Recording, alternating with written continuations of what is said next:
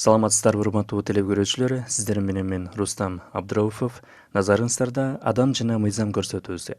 Бизге көбүнесе жарандык жана үй бүлөлүк жагдайлар боюнча суроолор көп келүүдө. Бүгүн да биз алардын айрымдарына жооп бермекчибиз.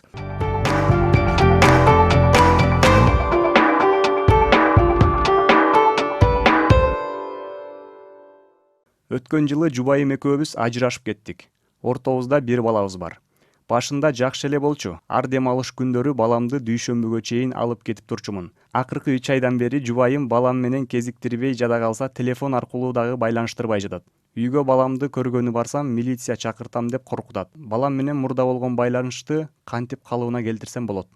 Балаңыз менен мурда болгон байланышты калыбына келтирүү үчүн албетте сот органдарына арыз менен кайрылыш керек. Аталган арызда балаңыз менен кезүүгө талаптары камтылып көрсөтүлүшү зарыл. Тактап айтканда, сиз балаңыз менен жумасына канча күн кезүүгүнү каалайсыз? Бала сиз менен болгон күндөрү сиздин үйүңүздө жатып калыш керекпи? Же белгилүү бир сааттарда жолугууну каалайсызбы? Мына ошого окшогон жагдайлардын баардыгы көрсөтүлүп жазылышы зарыл. Мындайды талап кылууга толук укугуңуз бар жана жубайыңызга карата мындай доомат коюуга аймактык тескөөчүнүн же кошуналардын балаңыз менен жолуктурбай жатканы боюнча көрсөтмөсү далил боло алат.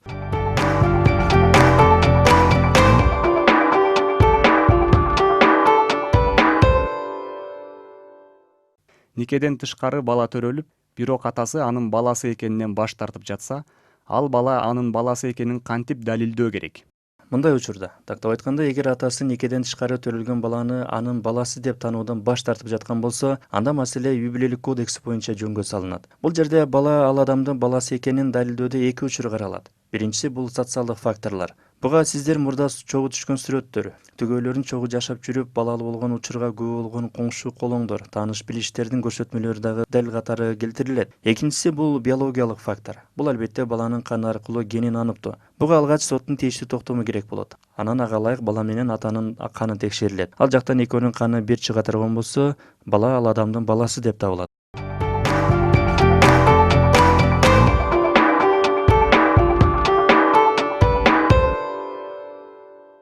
Дүкөндөн чач кургаткыч сатып алып, үйгө келип колдоноюн десем иштебей койду. Мен кассалык эсеп кагазын жоготуп алгам. Мен эми иштебеген чач кургаткычты дүкөнгө кайра алып барып, акчамды кайтарып алсам болобу? Бул бардыгы убакытка байланыштуу болот. Анткени буга чейинки керектөөчүлөрдүн укуктары жөнүндө сөз кылып жатып, биз буюмду дүкөнгө кайтарууда 14 жана 1 айлык убакыттар тууралуу айтканбыз. Ал эми сиздин учурда айта турган болсок, сиз кассалык эсеп кагазын жоготуп жибериптиз. Буга ылайык сиз чач кургаткычты ал дүкөндөн сатып алганыңызды далилдей албайсыз. Бирок ошентсе да алган буюмдун идентификациясын тастыктоо жолу менен ал буюм буга чейин аталган дүкөндө сатылганын далилдей аласыз. Анткени ар бир буюмдун аталышы, чыгарган фирмасы жана өздүк номери бар. Анан албетте аталган дүкөн ал буюмду сизге сатып жатканда тийиштүү код менен сатат. Буга ылайык алардын базасы аркылуу ал буюмдун ошол дүкөндөн сатып алганыңызды далилдей аласыз. Андан аталган дүкөн керектөөчүлөрдүн укугун коргоо боюнча мыйзамдарга ылайык сапатсыз буюмдун ордуна башкасын берет же акчаңызды кайтарат.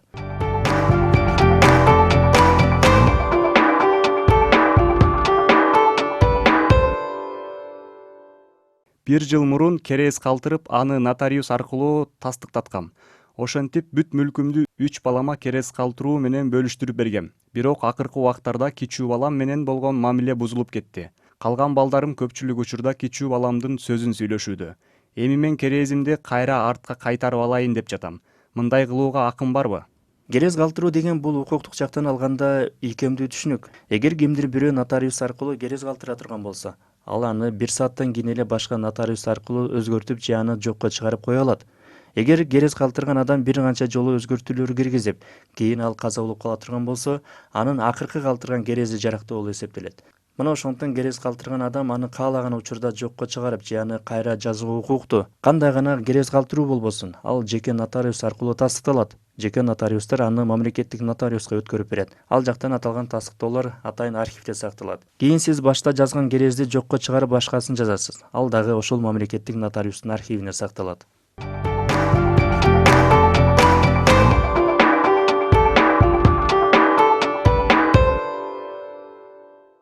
Мурдагы жолдошум балама алимент төлөбөй келет. Ал башында бир жерде иштөөчү. Азыр жумушу жок жүрөт. Бирок ал акчасы бардай эле жашап келет. Мен эми эч жерде иштебеген мурдагы жолдошумдан балама кантип алимент өндүрүп алсам болот? Бул жерде балага алимент төлөөдө жолдошуңуздун расмий жерде иштегени же иштебегени эч кандай мааниге эмес. Эгер алимент төлөп жүргөн адам эч бир жерде расмий түрдө иштебесе, мындай учурда анын сот аркылуу алиментти төлөө талабын койсо болот. Мындай жагдайда балага төлөнчү алименттин суммасы ошол аймактагы орточо айлыктын 1/3 бөлүгүнө барабар болот. Эгерде статистикалык комитеттин көрсөтмөсүндө ылайык сот токтом чыгарып, аталган аймакта орточо айлыктын көлөмү 15 000 сом боло турган болсо, анда мурдагы жолдошуңуз балага айына 5 000 сом алимент төлөөгө милдеттүү болот. Буга ылайык мындайга жетишүү өтө деле кыйын эмес. Болгону атайын арыз менен сот органдарына кайрылышыңыз керек.